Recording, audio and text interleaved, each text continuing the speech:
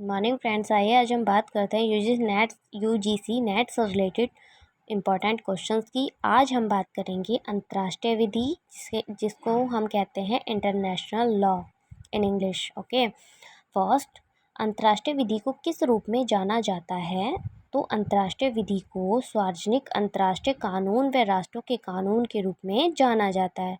अब आप सोच रहे होंगे कि मैं आपको ये MCQs ही करवा रही हूँ काफ़ी डेज से, तो मैंने आपको ये जो जितना भी है अंतर्राष्ट्रीय विधि हुआ, ज्यूरिस्प्रूडेंस हुआ एंड फैमिली लॉ हुआ, तो ये सब मैं आपको डीपली पहले करवा चुकी हूँ, मतलब पूरा डीपली तरीके से एज अ पैराग्राफ रूप में। तो इसीलिए अब जब वो कंप्लीट हो गया है तो मैं अब इसको MCQs में मैंने डिफ़ाइन कर दिया है, तो मैं इसके क्वेश्चंस को करवा रही हूँ। बट हैं ये उसी में से उस डीपली पैराग्राफ में से लिए गए, खुद छांट कर बनाए गए क्वेश्चंस। ठीक है,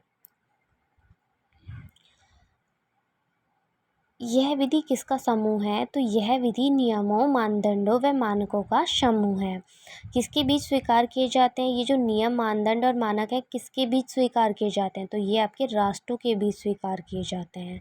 अंतर्राष्ट्रीय कानून शब्द का सर्वप्रथम प्रयोग कब व किसके द्वारा किया गया था? तो ये 1789, this is a most important question. 1789 ईस्वी में जेरेमी बेंथम द्वारा। भाई हम कह देते हैं, कभी कभी क्वेश्चन चेंज आ जाता है नेट एग्जाम में आपका, कि भाई जो इंटरनेशनल लॉ है, इस वर्ड का यूज़ सबसे पहले किसने किया था? तो ये आप बताएंगे 1789 में, अगर ऑप्शन में होगा 1789 तो वो बताना है, नहीं तो जेरेमी बेंथम, बहुत सारे राइटर्स के नेम्स होंगे तो उसमें आपको किस पे टिक कर देना है कि जेरेमी बेंथम द्वारा।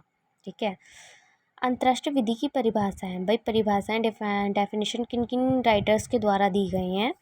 अंतर्राष्ट्रीय विधि उन रूढ़िजन्य परंपरागत नियमों के समूह के नाम को कहते हैं। ये किसने कहा था? तो किसने कहा? ओपेनहाइम ने।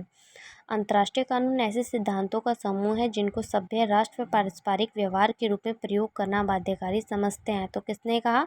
ह्यूज ने।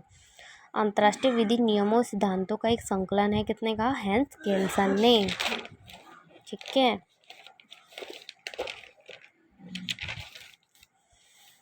राष्ट्रों की विधि भिन्न भिन्न तत्वों की एक जटिल योजना है। तो किसने कहा? ये सर हेनरी मैन ने। अंतर्राष्ट्रीय विधि उन नियमों, प्रथाओं के समूह को कहते हैं जो सभ्य राज्य एक दूसरे के साथ प्राय व्यवहार करते हैं। तो किसने कहा? ये डॉक्टर संपूर्णानंद ने। अंतर्राष्ट्रीय विधि को विवेकी, कर्तव्य परायणता, कानूनों के पालन के रूप में उसका पालन करते हैं सभी। तो ये किसके द्वारा कहा गया? हॉल के द्वारा। जिनके संबंध में राज्य यह अनुभव करते हैं कि इनका पालन करने के लिए बाध्य हैं, तो ये कहा स्टॉर्क के द्वारा। ठीक है, चलिए अब हम बात करते हैं यूजीसी नेट से रिलेटेड ही आपराधिक दायित्व के सामान्य सिद्धांत। ये आपकी यूनिट 4th। ठीक है, फर्स्ट क्या है? अपराध में क्या है? केनी की किस पुस्तक में अपराध को परिभाषित किया गया है? तो सबसे पहले जो प्रसिद्ध पुस्तक थी वो केनी के द्वारा लिखी गई थी। ठीक है, तो वो थी आपकी आउटलाइंस ऑफ क्रिमिनल लॉ। केनी द्वारा अपराध की कौन सी परिभाषा दी गई? अपराध ऐसा दोष है जिसकी अनुशासित दांडिक है व जो किसी निजी व्यक्ति द्वारा किसी भी प्रकार से क्षम्य नहीं होती। क्षम्य मीन्स क्षमा योग्य नहीं होती। ठीक है, ब्लैक स्टोन द्वारा अपराध की किस परिभाषा का वर्णन किया है? तो ब्लैक स्टोन द्वारा अपराध की परिभाषा आपकी किसी कार्य को निषिद्ध करने या समादेशित करने वाले लोक विधि के उल्लंघन में किया गया जो कार्य होता है वो अपराध होता है।